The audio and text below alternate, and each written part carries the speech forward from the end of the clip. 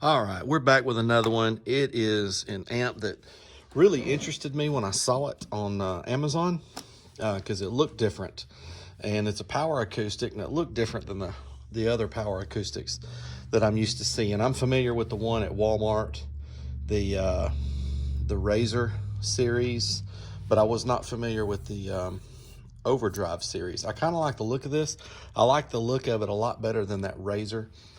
To me, that Razor is, I don't know, it's just aesthetically, I'm not a big fan of what it looks like. Let's take the plastic off of this. I haven't even done anything with this amp yet. It's Class D monoblock, 1 ohm stable. Uh-oh. Yeah, I believe these things are magnetic. This end cap popped off. Let's take a look at this. I want to say, yeah, there's some little magnets. There's like a little strip on the other end is a little strip magnet. Yeah, they just pop on. That's really cool. That's different. Now they don't stick a whole lot. Those magnets aren't real strong, but there's also 4 screw holes, and it looks to me like they give you, yeah, because there's a bunch of screws in there. There's 4 mounting screws that are longer. One of those is bent. That's weird. And then there's, yeah, it looks to be about 8 small screws, I guess, for, you can see the holes in here. Anyhow, that's really different.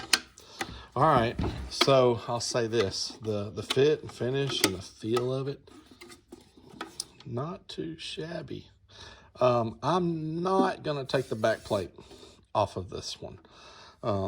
Sorry about that, but I'm just not. Anyhow, let's look at this end real quick. So it's got something kind of unique here. It's got screw downs, the kind of screw down terminals that we like, and they're straight. Thank goodness. I've had a couple amps lately where it's straight coming out, but the screws are angled. I'm not a fan of that. This one has the 2 positives and 2 negatives. They've got them backwards from what you normally see.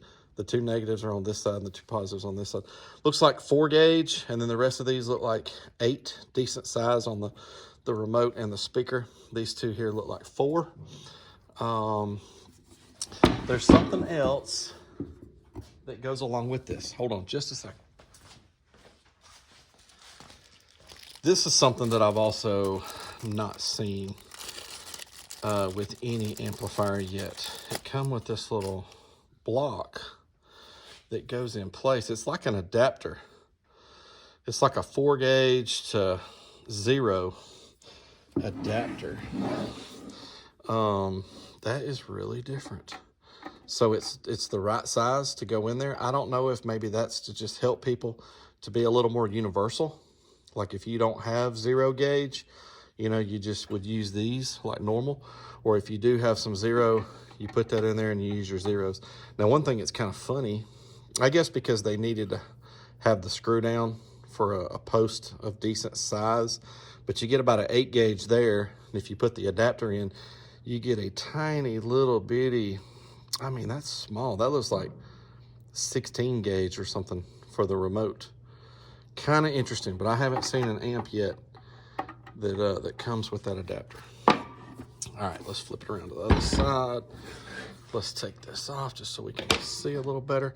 So on this side, you have power and protect, the remote, pass-through RCAs, so in and out RCAs, gain, low pass, subsonic, that's nice, bass boost, and bass boost frequency.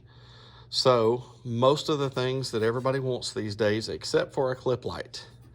It does have the kind of bass knob with the 3.5 millimeter plug-in instead of the phone jack. I'll be honest with you, that don't really upset me. On this end, on the bass knob end, it is fixed, so it's not a 3.5 plug-in on both ends, but I don't squawk about these like a lot of other people do. But maybe they've had trouble with them and I haven't. But anyhow, kind of like that color. It's kind of a grayish, I don't know, it's even like a little bit of a blue, grayish blue. I guess it's more gray than anything. So that's what you get in the box, the stuff I've shown you already, and a little bit of paperwork, you know, warranty card, and owner's manual that is very simple. Just shows you how to connect it. Yep, talks here a little bit about the power and ground and remote, the pass-through RCAs, and on the back are some ratings. So let's look at the box real quick. So yet again, we have another one that claims to be just really big and powerful. 500 watts max, Class D, monoblock, 1 ohm subwoofer amplifier. What do we see on this side? Nothing new, and nothing new. But then on the back, there's quite a bit on the back. Let's look. This is kind of interesting to me. Military grade FR-4 PCB with MOSFET power supply. We have some military grade amplifier. All right, here's some specs. All right, it still don't say RMS, but here's some specs. 800 by 1 at 4 ohms, 1300 by 1 at 2 ohms, 2000 by 1 at 1 ohm, and then there's that 5000 max. So we can assume, you know, 2000 watts. If this is a max rating, then this must be an RMS rating. So if it doesn't do 2000 at 1 ohm, you know, I'll be disappointed, because from what I'm seeing here, you know, they're claiming this is a 2000 watt amplifier. The sheet says the same thing back here on the back of the owner's manual. We have this model here in the middle, the 5000. See, there's a 7500 and a 3500, but we have the one in the middle. So 800 at 4, 1300 at 2, 2000 at 1. So that's what you get. Y'all saw me take it out of the plastic. Let's see what it does. Let's power it up. Let's see what the output of it is. I actually have no idea what this amp is going to do, but I'm kind of excited about this one. So stay tuned for those other videos. And as always, thanks for watching.